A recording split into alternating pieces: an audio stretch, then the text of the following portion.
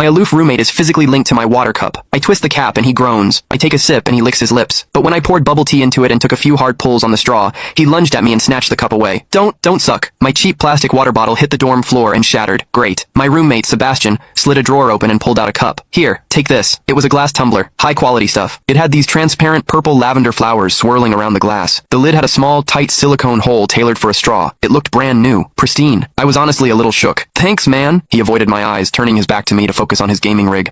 I carefully twisted the lid open. Immediately, a suppressed, low groan came from Sebastian's direction. I poured some warm water in and took a sip. Sebastian sucked in a sharp, jagged breath. His hand on the mechanical keyboard trembled, his fingers slipping off the keys. He licked his lips, looking like he was enduring some kind of torture or intense pleasure. His lips were thin, the Cupid's bow sharp like a knife. Looking at them made me want to bite them. Yeah, okay, I admit it. I'm into Sebastian. I swear to God, before I met him, I was the straightest guy in the state. After high school, my only plan was to get to college and bang a hot, bubbly cheerleader. But the moment I walked into this dorm and saw Sebastian, that plan went out the window. 4 years of college and he's the only one I want to mess around with. But I couldn't tell him. No way. I was terrified that if I spilled my guts, we wouldn't even be friends anymore. Because Sebastian is straight. Like, painfully straight. Only 2 weeks ago, he turned down a senior, a varsity swimmer, total stud, who asked him out. After that, Sebastian came back to the room and sat at his desk with a face like thunder for hours. The guy must be a raging homophobe. Maybe it was because the cup was a gift from my crush, but that warm water tasted sweeter than usual. It had a weirdly good aftertaste. I grabbed a straw from my desk and shoved it deep into the hole on the lid. The second I did, a strangled moan ripped out of Sebastian's throat. He bolted up and sprinted into the bathroom. Weird. We were just gaming. Why the hell did he suddenly need a shower?